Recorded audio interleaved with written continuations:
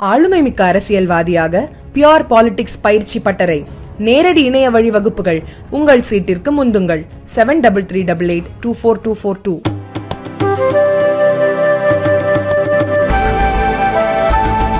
பல்வேறு காலகட்டத்திலே தன்னுடைய உழைப்பை கொடுத்திருக்கின்றார்.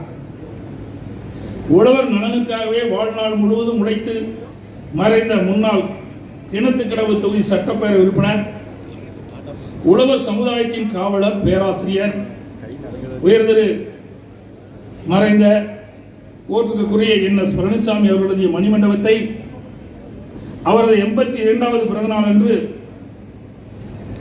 அவர் பிறந்த ஊரான திருப்பூர் மாவட்டம் பல்லடம் வட்டம் நாதவண்ணன்பாளையம் கிராமத்தில் திறந்து வைப்பதில் நான் மிக்க மகிழ்ச்சி அடைகின்றேன்.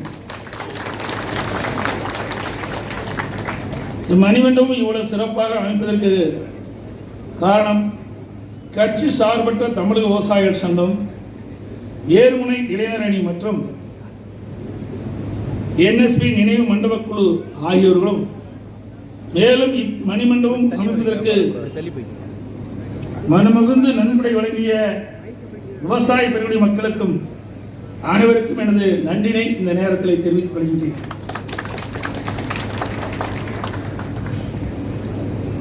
NSP அவர்கள் விவசாயிகளின் நலனுக்காக தனது கல்லூரி உதவி பேராசிரியர் பணி துறந்து மண்வெட்டியுடன் முழு நேர விவசாயியாக மாறியவுடன் அடிமட்டத்தில் இருந்து விவசாயிகள் வாழ்க்கையில் ஒளி வீசும் செய்யும் விவசாயிகளின் கலங்கரை விளக்கமாக தனது வாழ்நாள் முழுவதும் விவசாயிகளுக்காக அர்ப்பணித்தவர் ஓட்டுதற்குரிய மறைந்த NSP அவர்கள்.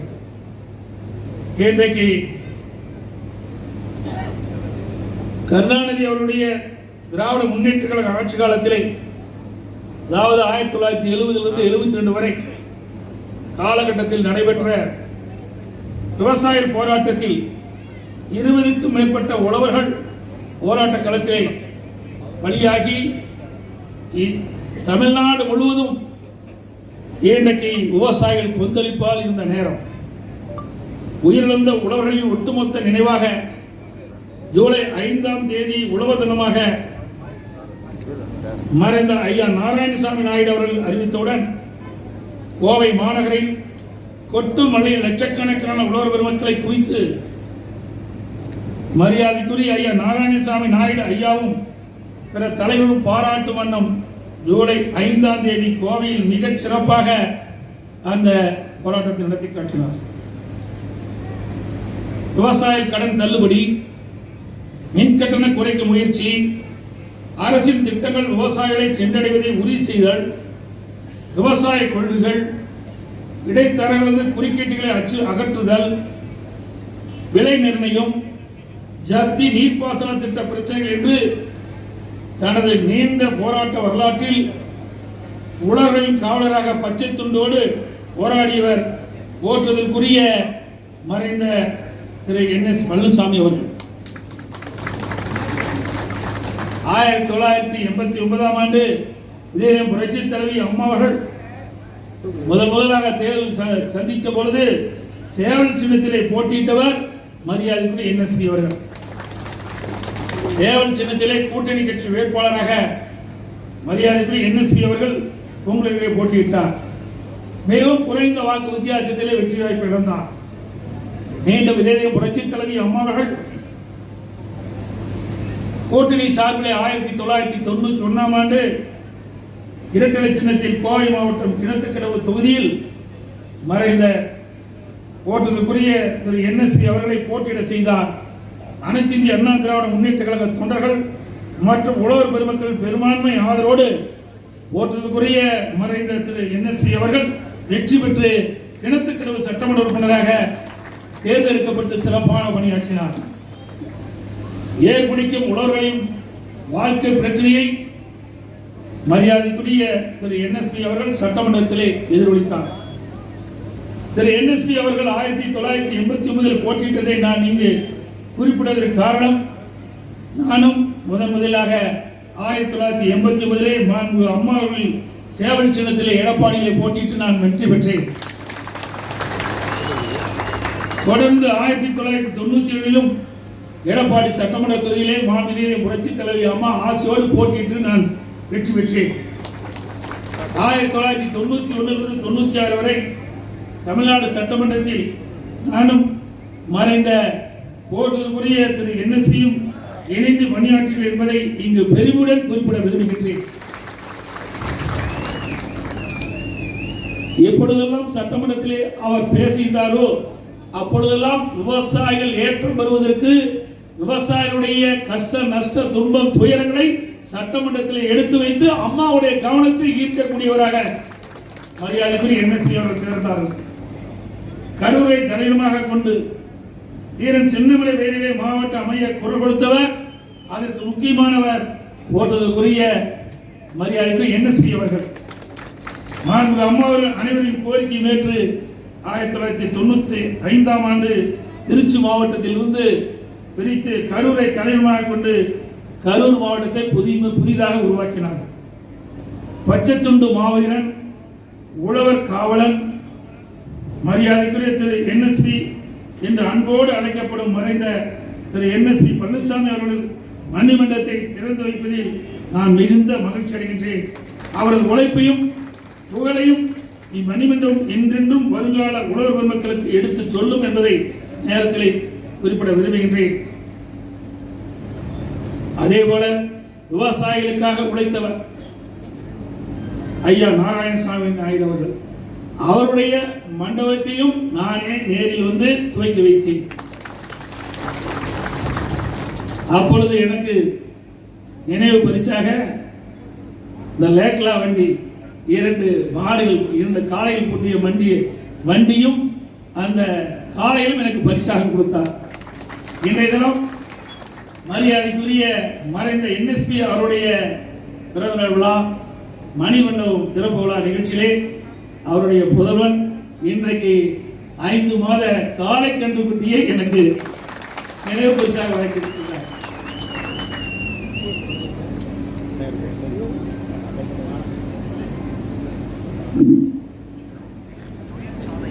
அனைத்து இந்திய அண்ணா திராவிட முன்னேற்ற கழக ஆட்சியில் தான் விவசாயிகளுக்கு பொற்கால ஆட்சியாக இருந்தது என்பது சொன்னால் மிகையாக. இன்றைக்கு விவசாயி என்று சொன்னால் இரவு பகல் மாறாமல், வெயிலையும் மழையும் மழையும் பொருட்படுத்தாமல் ரத்தத்தை வியர்வியாக மண்ணிலே சிந்தி உழைக்கின்றவர் விவசாயி தொழிலாளர். நானும் ஒரு விவசாயி. எந்த தொழில் வேண்டாலும் செய்து விடலாம், ஆனால் விவசாய தொழில் செய்வது கடினம். அதை செய்கின்றவருக்கு தான் புரியும், அந்த கஷ்டமும் தெரியும். நான் விவசாய பணிகளை மேற்கொண்டிருந்த காரணத்தினாலே விவசாயிகள் பணிகின்ற துன்பங்கள், துயரங்கள், வேதனைகள் அத்தனையும் களையப்பட வேண்டும் என்று உங்களால் எனக்கு முதலமைச்சர் பதவி கிடைத்தவுடன் விவசாயத்திற்கு முன்னுரிமை கொடுத்தேன். விவசாயிகள்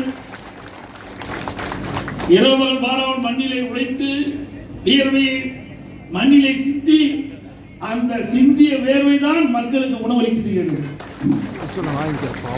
அதை உணர்வுபூர்வமாக நான் அறிந்தவன்.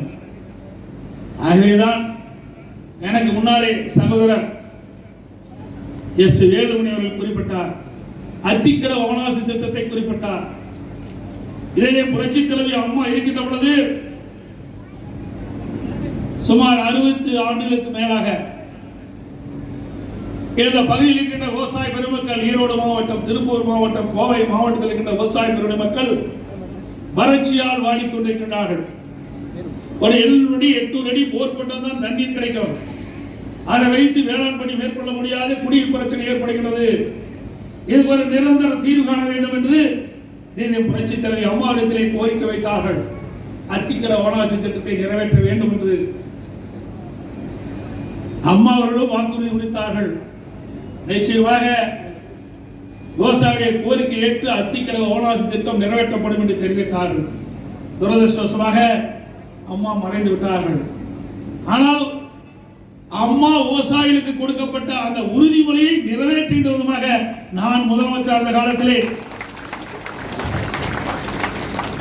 அப்பொழுது இந்த பகுதியில் இருந்த அமைச்சர் பெருமக்கள், ஈரோடில் இருந்த அமைச்சர் பெருமக்கள், திருப்பூர் மாவட்ட அமைச்சர் பெருமக்கள், கோவை மாவட்ட அமைச்சர் பெருமக்கள், சட்டப்பேரவை உறுப்பினர்கள், விவசாயிகளுடைய மக்கள், பல்வேறு விவசாய அமைப்பை சேர்ந்தவர்கள் எல்லாம் கோரிக்கை வைத்ததன் அடிப்படையிலே அனைத்து இந்திய அண்ணா திராவிட முன்னேற்ற கழக அரசு, அம்மாவுடைய அரசு, நான் முதலமைச்சர் இருந்த காலத்திலே நம்முடைய மாநில நிதியில் இருந்து சுமார் 1652 கோடி ரூபாய் ஒதுக்கி இந்த திட்டம் நிறைவேற்றப்படும் என்று சட்டமன்றத்தில் அறிவித்து அதற்குண்டான அனைத்து பணிகளும் துவங்கப்பட்டு ஏறத்தாழ 90% பணிகள் நிறைவேற்று விட்டன 2021 வரை. அதுவும் இடையிலே கொரோனா இருந்த காலத்திலே அந்த பணி வேகமாக துரிதமாக செய்ய முடியாத காரணத்தினாலே குறித்த காலத்தில் பணி நிறைவேற முடியாமல் போய்விட்டது. இருந்தாலும் 90% பணிகள் நிறைவேற்றினோம். அதற்கு பிறகு வந்து விடியா திமுக அரசாங்கம், திரு ஸ்டாலின் தலைமையில் இருக்கின்ற திமுக அரசாங்கம் 10% பணிகள், எஞ்சிய 10% பணிகளை 6 மாதத்திற்குள் முடித்திருக்கலாம். 2.5 ஆண்டுகளுக்கு முன்பாகவே இந்த திட்டத்தை மக்களுடைய பயன்பாட்டிற்கு கொண்டு வந்திருக்கலாம். ஆனால் அது செய்யவில்லை. ஏனென்றால் அனைத்து இந்திய அண்ணா திராவிட முன்னேற்ற கழக அரசு கொண்டு வந்த திட்டம் என்ற காரணத்துக்காகவே கிடைப்பதை போட்டு விட்டார்கள். அதற்கு பிறகு நான் சட்டமன்றத்திலே அத்திக்கடவு அவனாசி திட்டத்தை நிறைவேற்ற வேண்டும், இன்றைக்கு அதிகமான நிதியை செலவழித்திருக்கின்றோம், இதனுடைய பயன்பாடு மக்களுக்கு தேவை, விவசாயிகளுக்கு தேவை என்று குறிப்பிட்டு அதோடு அறிக்கையின் வாயிலாக இந்த அரசுடைய கவனத்திற்கு கொண்டு வந்தேன். எதுவும் செய்யவில்லை. இன்றைக்கு விவசாயிகளும் கோரிக்கை வைத்துக் கொண்டிருந்தார்கள். இன்றைக்கு வேறு வழி இல்லாமல் முதலமைச்சர் நேற்றைய தினம் அத்திக்கடவு அவனாசி திட்டத்தை துவக்கி இருக்கின்றார், திறந்து வைத்திருக்கின்றார். எண்ணி பாருங்கள், 2.5 ஆண்டுகளுக்கு முன்பாகவே இந்த திட்டத்தை துவக்கி வைத்திருந்தால், நிறைவேற்ற திட்டத்தை துவக்கி வைத்திருந்தால் இன்றைக்கு 2.5 ஆண்டு காலம் விவசாயிகள் பயன்பெற்றிருப்பார்கள். நிலத்தடி நீர் உயர்ந்திருக்கும், வேளாண் பெருமக்களுக்கு தேவையான விவசாயத்திற்கு தேவை நீர் கிடைத்திருக்கும், குடிப்பதற்கு தேவை நீர் கிடைத்திருக்கும். ஆனால் அதை செய்ய தவறிய அரசு ஸ்டாலினுடைய அரசு என்பதை இடத்திலே குறிப்பிட விரும்புகின்றேன். நேற்றைய தினம் அவர் பேசுகின்ற பொழுது ஏதோ அவர் கொண்டு வந்து நிதியை ஒதுக்கி திட்டத்தை நிறைவேற்றிய மாதிரி ஒரு தோற்றத்தை குறிப்பிட்டிருக்கின்றார். முழுக்க முழுக்க அனைத்து இந்திய அண்ணா திராவிட முன்னேற்ற கழக அரசு தான் அந்த திட்டத்தை கொண்டு வந்தது, நிறைவேற்றப்பட்டிருக்கின்றதை நேரத்தில் சுட்டிக்காட்ட வருகின்றேன்.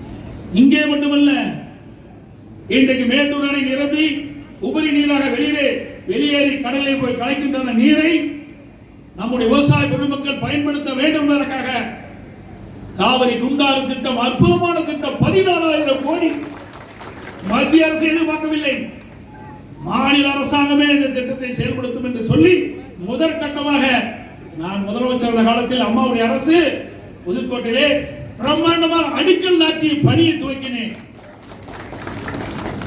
அதையும் கிடப்பிலே போட்டு விட்டார். அதோடு இன்றைக்கு உபரியாக வெளியே மேட்டூர் அணையிலிருந்து உபரியாக வெளியேறின நீர் ஆங்காங்கே தடுப்பணை கட்டி தண்ணீரை தேக்கி நிலத்தடி நீரை உயர்த்த வேண்டும் என்பதற்காக அற்புதமான திட்டத்தை அம்மா இருக்கின்ற பொழுது துவக்கினார்கள். அதற்கு பிறகு நானும் தொடர்ந்து செயல்பட்டேன். 2 இடத்தில் சுமார் 450 கோடி ரூபாயிலே ஆதனூர் குமாரமங்கலம் பணி முடிந்து விட்டது. ஒரு சிறு பணிதான் பாக்கி இருக்குது. பணி முடிந்து 6 மாத காலம் ஆகிறது. அதற்கு 2 கரை ஓரமாக தடுப்பு சுவர் கட்ட வேண்டும், அதை கட்டவில்லை. நீர் வீணாக போய் கடலை கலக்கின்றது. தடுப்பணை கட்டிவிட்டோம். 450 கோடி ரூபாயிலே உபரி நீரை தண்ணீர் தேக்கியிருந்தால் சுமார் 1 டிஎம்சி தண்ணீர் தேக்க முடியும், அதையும் செய்ய தவறிவிட்டார். அதே போல கரூருக்கு பக்கத்தில் நஞ்சை புகழூர் பகுதியிலே அங்கு இருக்கின்ற விவசாய கோரிக்கை ஏற்று காவிரி ஆற்றின் குறுக்கே சுமார் 450 கோடி ரூபாயிலே ஒரு தடுப்பணை கட்டினோம். அதுவும் முடிகின்ற தருவாய் 2 கரையோரம் தடுப்பு சுவர் கட்ட வேண்டும். இன்னும் நிதி ஒதுக்கவில்லை. இன்றைக்கு மேட்டூர் அணையிலிருந்து வெளியேறுகின்ற உபரி நீர் வீணாக போய் கடலை கலக்கின்றது. அப்படிப்பட்ட நீரை சேமித்து விவசாயிகளுக்கு பயன்படுத்த வேண்டும் என்ற அற்புதமான திட்டத்தை கொண்டு வந்து அதுக்கு பிறகு அதிமுக அரசு இருக்கின்ற பொழுதே இன்றைக்கு மேட்டூரிலிருந்து இன்றைக்கு கடலிலே நம்முடைய காவிரி தண்ணீர் கலக்கின்றவரை எந்தெந்த இடத்திலே தடுப்பணை கட்ட வேண்டும் என்று ஆய்வு செய்யப்பட்டு ஒரு 3 இடத்திலே தேர்வு செய்தோம். அதிமுக ஆட்சி வளர்ந்தால் அந்த 3 இடத்திலும் தடுப்பணை கட்டப்பட்டிருக்கிறது. இந்த விடியா திமுக அரசு வந்தவுடன் அந்த திட்டத்தை கைவிட்டு விட்டது. அதிமுக அரசு இருக்கின்ற பொழுது ஒரு சொட்டு நீர் கூட வீணாக கூடாது என்பதற்காக ஆங்காங்கே தடுப்பணை கட்டினோம். ஆங்காங்கே ஓடையில் குறுக்கே தடுப்பணை கட்டினோம், நதியின் குறுக்கே தடுப்பணை கட்டினோம். ஆகவே விவசாயிக்கு நீர்தான் உயிரை போடுது. ஒரு மனிதனுக்கு உயிர் எப்படியோ அதுபோல் விவசாயிக்கு உயிராக இருப்பது நீர். அந்த நீரை எந்தெந்த வழியிலே சேமித்து வைக்க முடியுமோ அந்த வழியெல்லாம் கண்டுபிடித்து சேமித்து வைத்த அரசாங்கம் அதிமுக அரசாங்கம். எவ்வளவு குறிப்பிட்டால் குடிமராமத்து திட்டம் பல ஆண்டுகளாக ஏரி குளங்கள் எல்லாம் தூர்வாராமல் இருந்தது. இன்றைக்கு விவசாய பெருடி மக்களே அந்த பணியை செய்ய வேண்டும் என்று விவசாய அமைப்பிடத்திலே ஒப்படைத்தோம். அங்காங்கே இருக்கின்ற ஏரிகள் குளங்கள் இருக்கின்ற வண்டன் மண்ணை விவசாயிகள் எடுத்து இலவசமாக எடுத்து அவருடைய நிலத்திற்கு இயற்கை உரமாக பயன்படுத்தினார்கள். அப்படிப்பட்ட திட்டத்தை கொண்டு வந்து நிறைவேற்றிய அரசாங்கம் அதிமுக அரசாங்கம். அது மட்டுமல்ல, விவசாயிகள் பாதிக்கப்பட்டார்கள், இயற்கை சீற்றத்தால் பாதிக்கப்பட்டார்கள்.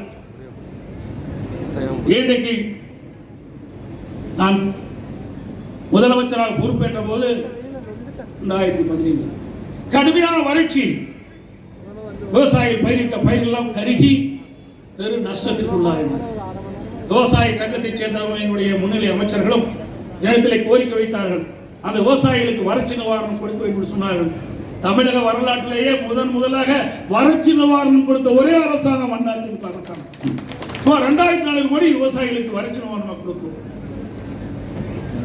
அதோடு பயிர் காப்பீட்டு திட்டம், எப்பொழுதெல்லாம் விவசாயிகள் இயற்கை சீற்றத்தால், புயலால், வெள்ளத்தால் விவசாயிகள் பாதிக்கப்படுகிறார்களோ அப்பொழுதெல்லாம் அனைத்து இந்திய அண்ணா திராவிட முன்னேற்ற கழக அரசு அவர் துயரங்களை துடைப்பதற்காக பயிர் காப்பீட்டு திட்டத்தை கொண்டு வந்து அந்த திட்டத்தில் விவசாயிகளை சேர்த்து இந்தியாவிலேயே சுமார் 9300 கோடி ரூபாய் பயிர் காப்பீட்டு திட்டத்தின் மூலமாக விவசாயிகளுக்கு இழப்பீட்டு தொகையை பெற்றுத் தந்த ஒரே அரசாங்கம் அதிமுக அரசாங்கம்.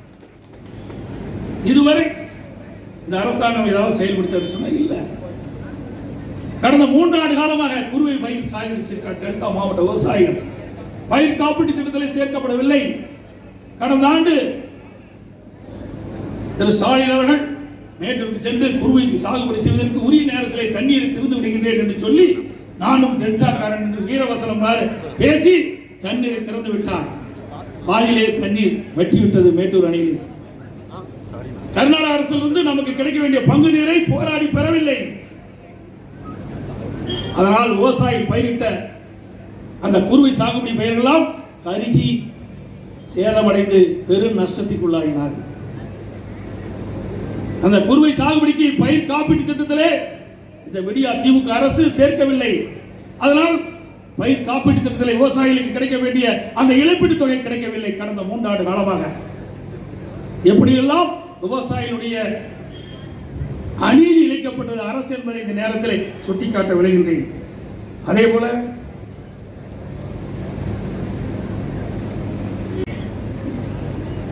விவசாயிகள் பயிர்க்கடன் தள்ளுபடி வேண்டும் என்று கேட்டார்கள். இதே புரட்சி தலைவர் அம்மா இருக்கின்ற பொழுது 2016 சட்டமன்ற பொதுத் தேர்தலில் நான் முதலமைச்சராக தேர்ந்தெடுக்கப்பட்டவுடன் விவசாய கோரிக்கை நிறைவேற்றப்படும் என்று சொல்லி 2014 விவசாயிகளுடைய பயிர்க்கடன் தொடக்க வேளாண் வங்கியிலே தள்ளுபடி செய்யப்பட்டது.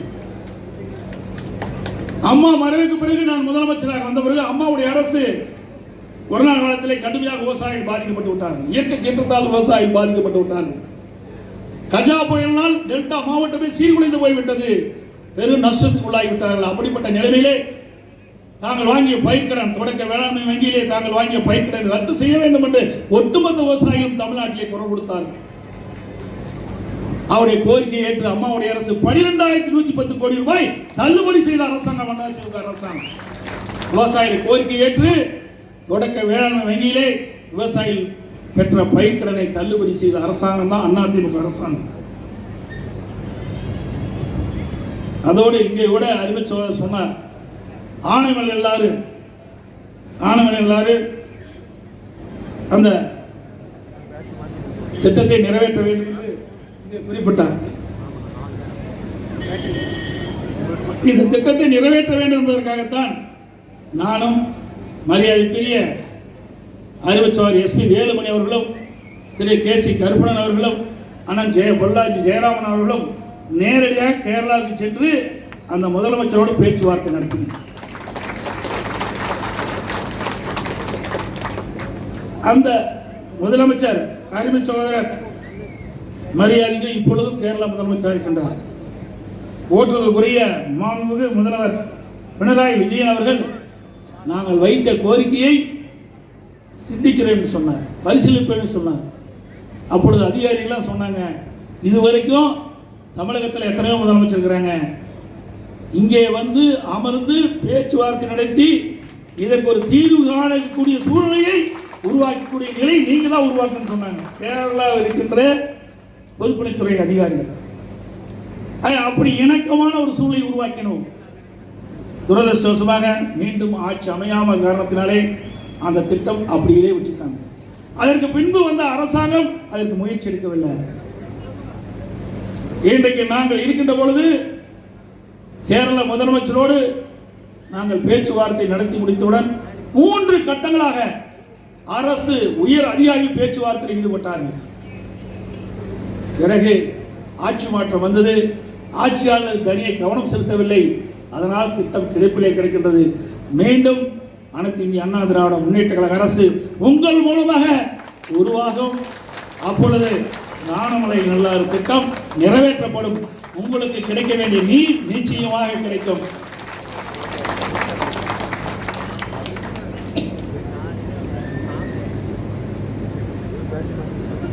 மரியாதைக்குரிய பழனிசாமி அவருடைய 82வது பிறந்தநாள் விழா மற்றும் அவருடைய மணிமண்டபம் திறப்பு விழா நிகழ்ச்சி சீரோடும் சிறப்போடும் உழவர் பெருமக்கள் மகிழ்ச்சி அடைகின்ற விதமாக நிகழ்ச்சி சிறப்பாக நடைபெற்றது. இங்கே வந்திருக்கின்ற உழவர் பெருமக்கள் நல்லாசோடு என்னுடைய வாழ்த்துக்களையும் தெரிவித்து நிறைவு செய்கின்றேன். நன்றி, வணக்கம்.